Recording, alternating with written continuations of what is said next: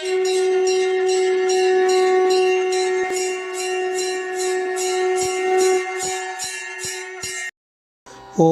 ஸ்ரீ குருப்பியோ நமஹ. ஓம் கம் கணபதையே நமஹ. நம ஸ்ரீநிகேதன் வலைதளம் வாயிலாக முருகப்பெருமானுடைய சஸ்நாமத்திலிருந்து தினம் ஒரு நாமாவளியை சென்றிருக்கின்ற இன்றைய தினம் 791வது நாமாவளியாக ஓம் விஸ்வ தீப்தயே நமஹ.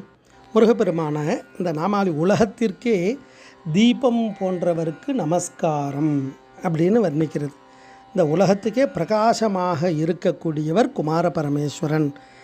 இந்த பிரகாசமாகப்பட்டது வெளியில் இருக்கக்கூடிய இருட்டை போக்குறது மட்டும் கிடையாது, அகையிருளையும் போக்கக்கூடியது, ஆணவ இருளையும் போக்கக்கூடிய பெரும் ஜோதி. அதனால தான் எல்லாமே நெருப்பு தான். ஒவ்வொரு நெருப்புக்கும் ஒரு ஆற்றல் உண்டு, அளவு உண்டு.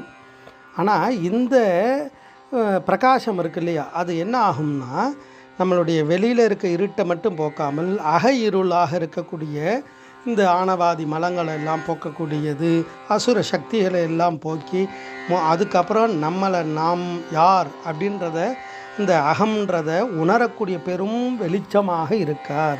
அதனால தான் அதை தத்துவார்த்தமாக தான் சுவாமியை அவருடைய அவதாரத்தில் எப்படி வர்ணிக்கிறான்னா, பிரம்மமாய் நின்ற ஜோதி பிழம்பு அது ஒரு மேனியாக கருணைகோர் முகங்களாரும் கரங்கள் 12 கொண்டே ஒரு திரு முருகன் வந்து ஆங்கு உதித்தனன் உலகம் உய்ய.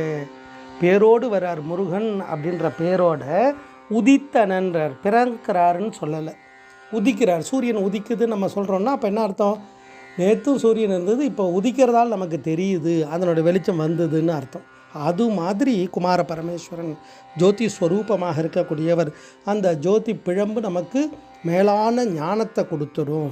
அனுபூதிமான் அழகாக பாடுறார். தீப மங்கள ஜோதி நமோ நம, தூய அம்பல லீலா நமோ நம, தேவ குஞ்சரி பாகா நமோ நம அருள் தாராயினார். இந்த தீப மங்கள ஜோதி நம்ம எதிர்க்க ஏற்றி வச்சோன்னா எல்லா விதமான இருட்டையும் போக்கிடும். அடுத்த தூய அம்பல லீலா, இங்கே நம்மளுடைய அம்பலம்னா வெட்டவெளி எங்கே இருக்குது? சிதம்பரம். நம்மளுடைய ஹிருதயத்துக்குள்ளே ஒரு சின்ன வெட்டவெளி இருக்குது, தகராலி ரகசியம் சித்து அம்பரம். அந்த இடமும் பிரகாசமாயிடும், அதுலேயும் எல்லா விதமான மாற்றங்கள் எல்லாம் வந்துடும். தேவ குஞ்சரி பாகா, இந்த இடத்துல அடுத்தது தேவலோகத்தையும் சொல்கிறார். தேவலோகமும் குமார பரமேஸ்வரனால் பிரகாசிக்குது. அதாவது 14 லோகத்துக்கும் ஆதாரமாக தீபமாக இருக்கார். நம்ம நினைப்போம் தீபம்னா நம்ம நினைக்கக்கூடிய ஏதோ ஒரு வெளிச்சத்தை கொடுக்கக்கூடியது அப்படின்னு. அந்த தீபம் எங்கே இருக்குன்னா நம்மளுடைய ஹிருதய குகையில் இருக்குது.